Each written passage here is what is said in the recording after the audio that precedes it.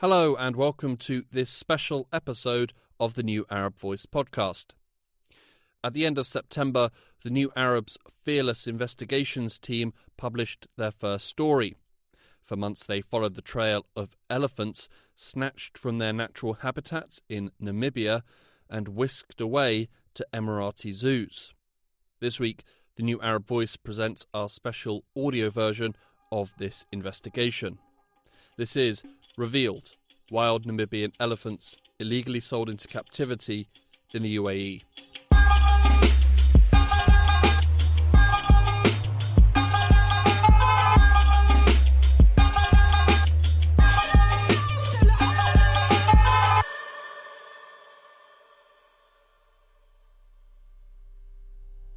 Spanning over an area of 8 square kilometres, the recently opened Sharjah Safari Park in the United Arab Emirates claims to be the world's largest safari outside Africa.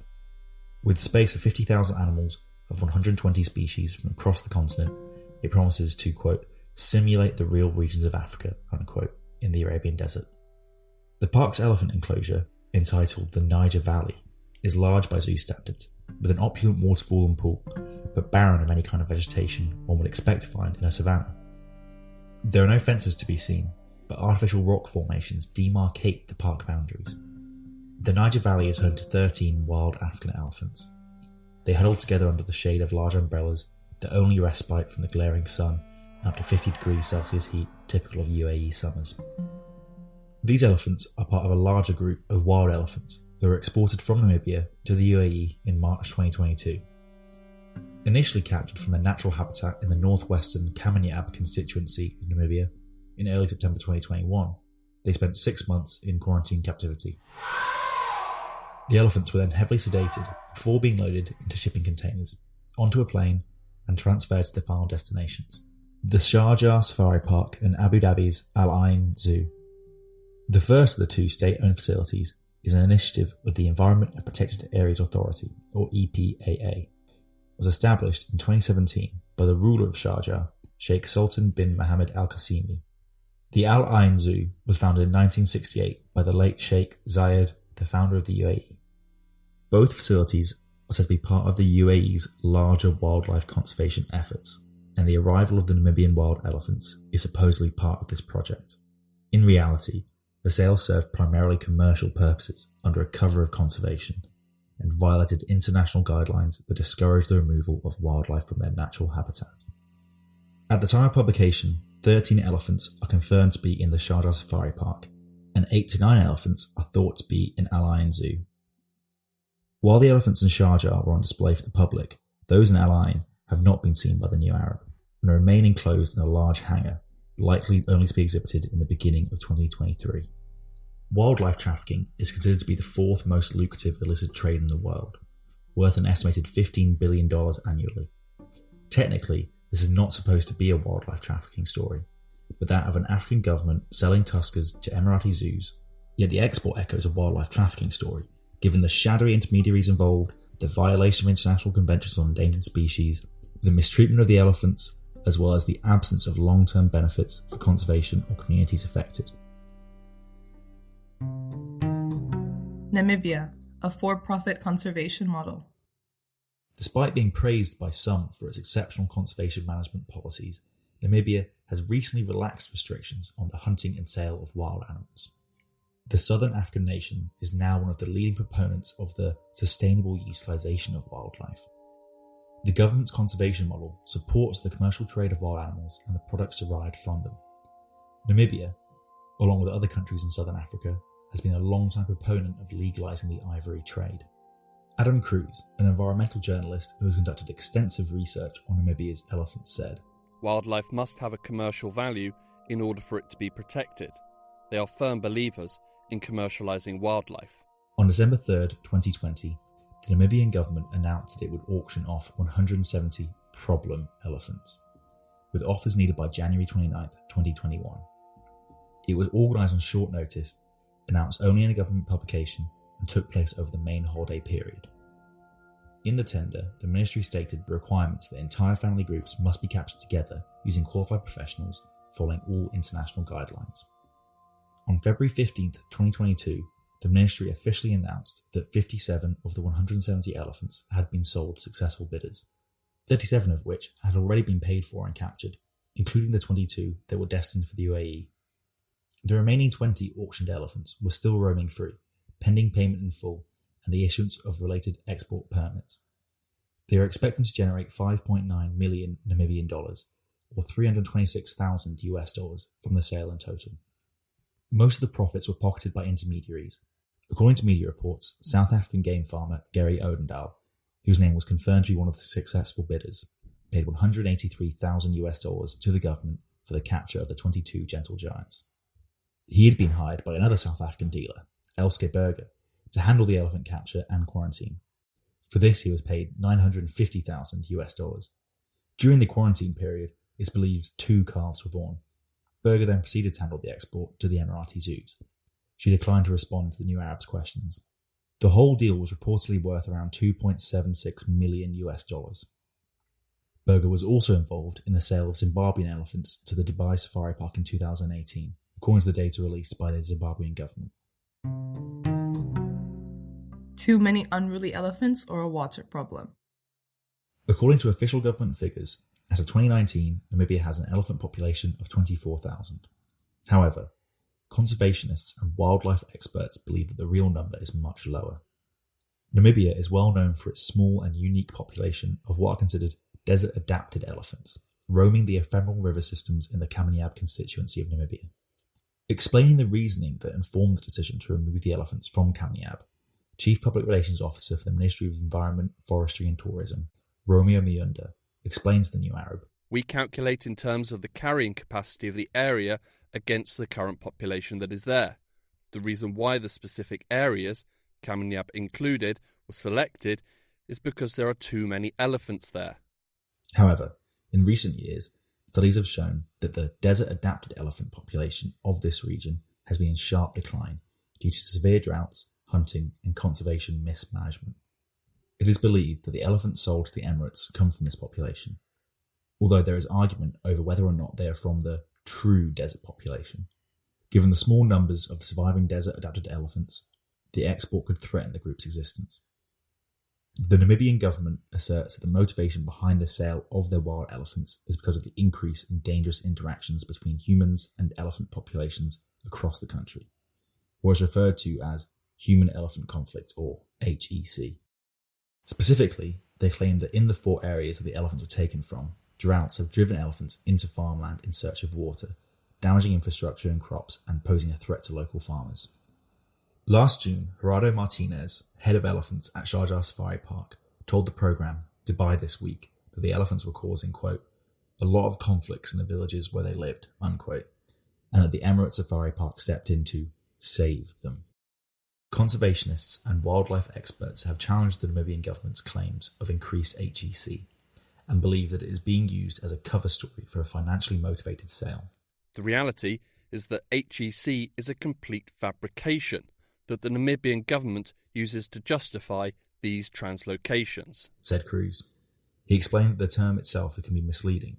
Conflict implies there's danger or threat to human life, when in reality interactions with elephants are rarely ever aggressive or dangerous, and the damage is almost always confined to crops or property.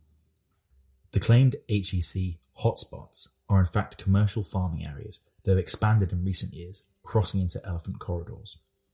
The Convention on the International Trade in Endangered Species, or CITES, is the only major international treaty on wildlife trade. Namibia and the UAE are both signatories. CITES rules state that elephants causing trouble should be relocated within the country or at least the southern African region, and add that wild areas or private reserves should be their final destination in order to keep the elephants as close to their home habitat as possible, known as in situ conservation. Relocations within the region would have been sufficient to address the HEC. Gail Thompson, a consultant with Namibia's Chamber of Environment, said that for the UAE-bound Kamiab elephants, local relocations would have been the ministry's first choice. Although it wasn't a requirement, they had a strong preference to keep them in the country if there had been a lot of tenders, she said. But the requirement to take whole elephant herds drastically reduced the number of buyers able to comply with the terms. However, The New Arab was told that several offers had been made to the ministry to relocate the elephants within Namibia. Rob Roy Ramey and Laura McAllister Brown, US researchers heading the Namibian Desert Elephant Conservation Project, have studied this population for decades. When the ministry launched the auction, they submitted a proposal to relocate the Kamiab problem population to enhance the gene pool of the Hurasab population further in the west, but they never heard back from the ministry. The New Arab also spoke with an NGO that had contacted the Namibian authorities at the time of the announcement of the auction and offered to assist with logistics and securing funding to translocate the elephants to areas in Namibia where populations had declined. A draft of the proposal was also shown to the New Arab. These offers were also not taken up, with the ministry claiming that the offers had come too late. In late July, the New Arab visited the communal farming areas of Kamiab to speak to farmers and other members of the community about their experiences with HEC and whether or not they wanted the elephants to be removed. Over the 32 interviews conducted, there were points that came up time and time again. Water scarcity is an issue, as too is HEC, but government inaction lies to the root of the problems. In the parched landscape, elephants are drawn to the large open-top concrete systems, known locally as dams, that farmers pump water into. While the elephants don't always cause damage when they drink from these dams, it does occur, frequently when they have calves in the herd. The older ones will just put their trunks in and drink, but once they are with the younger ones who can't reach, then they will pull out the pipe, said Michael Noateb from Farm Driehoek Pos Een. When damage does happen, government support persistently fails to materialise. Despite the damage that the elephants can cause, and the potential for injury, particularly at night, there is no overwhelming desire to see the elephants go, and for the local area to lose the income they bring in through tourism. Lydia Brumer is co-owner of Huab Valley Lodge, where she runs wildlife spotting trips for tourists. Elephants are their main attraction. If we have water points for them, where they can drink and refresh, I doubt we are really going to have conflicts, she said. She also highlighted that elephants had stopped crossing into the lodge, with only one sighting of elephant tracks in 3 months. Brumer referred to human encroachment as the reason why elephants have become more nocturnal. Capture operations are likely to further discourage their appearance in the daylight. A portion of the money made from Namibia's wildlife goes into the Game Products Trust Fund, or GPTF, so that it can be spent on helping people in game areas live with wildlife.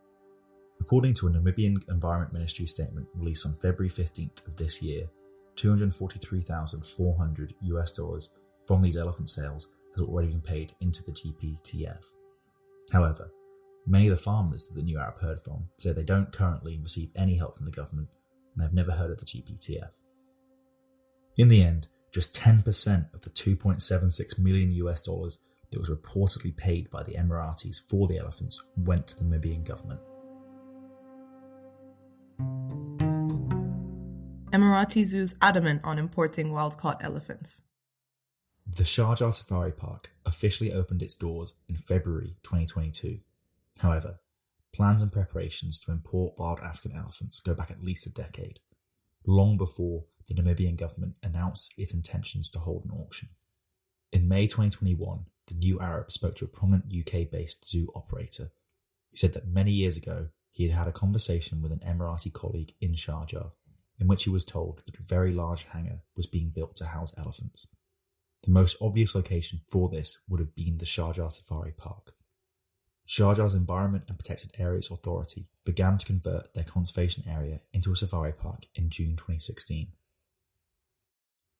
Taking into account the planning stage and the fact that Sharjah only has African species in its collection, they likely had to plan the sourcing of the elephants 3 or 4 years before starting construction of the enclosure. When asked whether the UAE would have considered the impact of this import on the Namibian ecosystem, the former CEO of an Emirati safari park told the New Arab that the UAE authorities would have turned a blind eye to the status of the elephant population in Namibia, passing the responsibility to the zoos themselves to do any background check. As for Al Ain Zoo, they expressed interest in acquiring elephants as early as 2010. Official plans for African elephants date back to July 2019, though, when construction began on the zoo's $25 million elephant safari project, which promises a feeding experience that is unique to the GCC area. The beginning of construction of elephant housing facilities long before the Namibian government announced its plans to sell the elephants suggests that the UAE's demand for African elephants was already high. The owner of Magiri One Zoo, the company contracted to design the Sharjah Safari Park, is the Dutch national Cohen Brewer, who is also the former head of the European Association of Zoos and Aquaria, or EAZA. Cohen Brewer's design included the Niger Valley elephant enclosure in the park. He did not respond to requests for comment. Al Ain Zoo is accredited by EAZA, while the Sharjah Safari Park was reportedly hoping to become a member. While planning the acquisition of African elephants, the Emirati safari parks ignored the warnings of established zoo associations like EAZA and sidelined them in the decision-making process. Arne Lorenz, the EAZA ex situ program coordinator for elephants, told the New Arab that, around 2019, he had been approached by Mark Craig, the former Al Ain Zoo life science director, and that he had made absolutely clear that there are no imports from Africa with a breeding program. Lorenz explained that EAZA had imported African elephants in the past, but the breeding programs had not been successful. Mark Craig was not available to comment by the time of publication. Unlike African elephants, Asian elephants had been doing really well in EAZA facilities, according to Lorenz, to the extent that they had stopped breeding to avoid overpopulation. Lorenz had informally proposed to Craig the transfer of Asian elephants to the Emirati zoos, but was told that they only wanted to have African species. For Emirati rulers, the tourism-driven African theme of their wildlife parks apparently mattered more than the success of the breeding programs. And for this, the Emirati zoos were willing to pay a high price. Lorenz described the philosophy of the Emirati zoos as, quote, "I got the money, I want to have it, I don't care if that works," unquote. The outcome was a lucrative deal finalised through middlemen rather than a non-commercial exchange between zoos. After months of back and forth with the EAZA officials, during which the New Arab kept sharing information and questioning the role of their members in this sale, EAZA decided to terminate the membership of Al Ain Zoo on the 15th of September.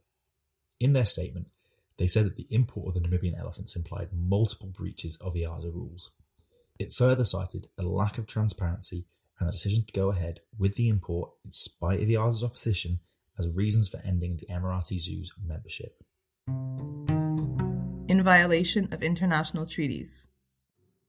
In August of 2019, 184 CITES members voted on a resolution to end the export of live African elephants. Namibia voted against the resolution, but it passed anyway with a 2/3 majority. 1 year later, to the surprise of many, Namibia's Environment Ministry announced its plans to capture and auction 170 wild elephants. This was not particularly out of character for Namibia. It had previously sold wild elephants to Mexico and Cuba.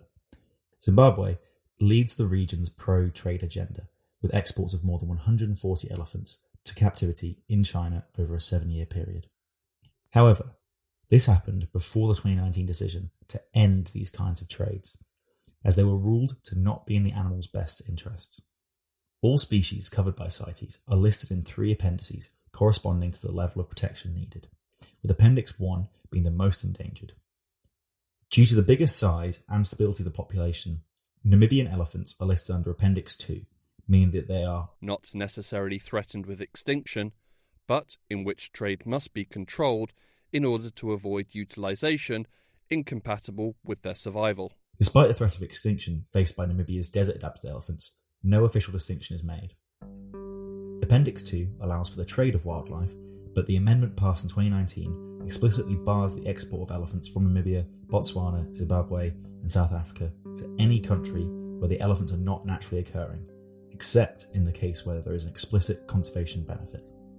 Elephants are not indigenous to the UAE, and under these terms, it would be extremely difficult to justify that the export of wild elephants to captivity would provide a conservation benefit. To get around these regulations, the parties involved exploited a loophole, upgrading the elephants from Appendix 2 to Appendix 1, a move that is permissible given that Appendix 1 should afford the elephants more protections. Appendix 1 prohibits the trade of listed species for commercial purposes. However, in a highly controversial issue within the Convention's policies, zoos and safari parks are considered primarily non-commercial sites, and the transaction is therefore not prohibited.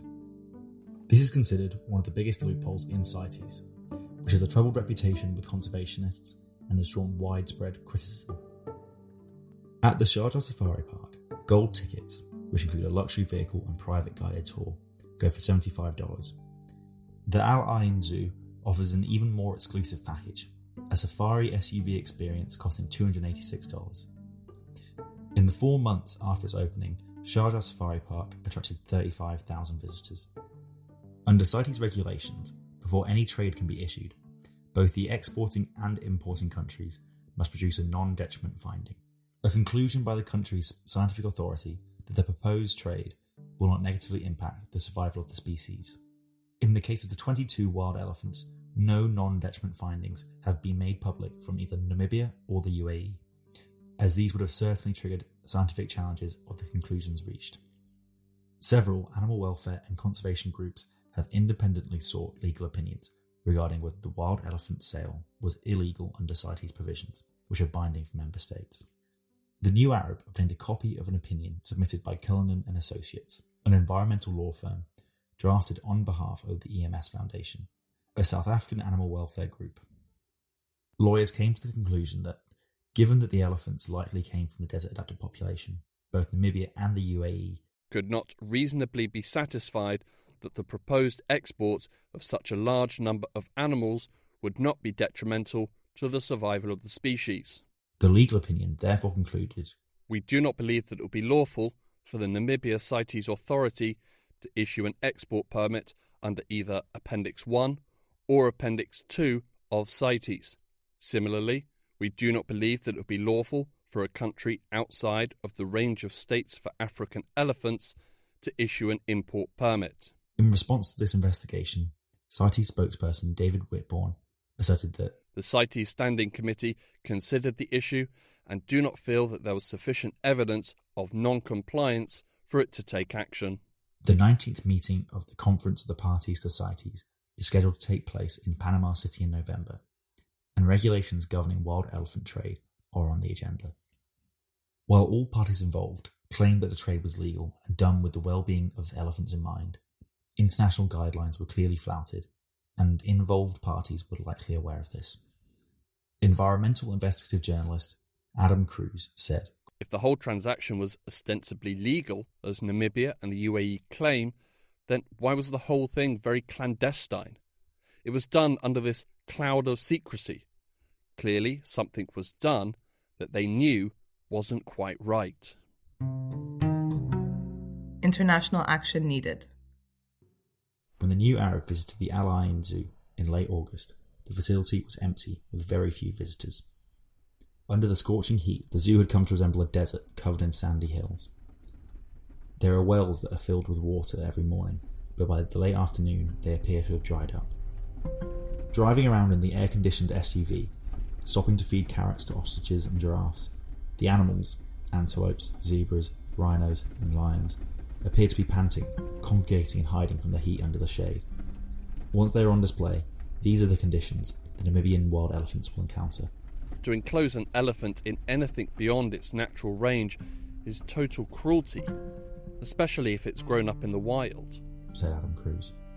One of the most concerning elements of this deal is that it points to a growing demand in the UAE for wild animals, taking them from their natural habitat and putting them in captivity, not for conservation as they claim, but for personal and public pleasure and status, as well as a willingness to meet this demand from certain nations home to African elephants. The Sharjah Safari Park alone can host up to 50,000 African animals. Unless the inadequacy of international regulations and oversight mechanisms are addressed, deals like the one seen between the UAE and Namibia will continue to take place. The decision of the European Association of Zoo and Aquaria to end the membership of the Al Ain Zoo was a step in the right direction, but the road ahead is still fraught with loopholes and complicit institutions. International spotlights are now on CITES to adopt more stringent measures in their summit in November.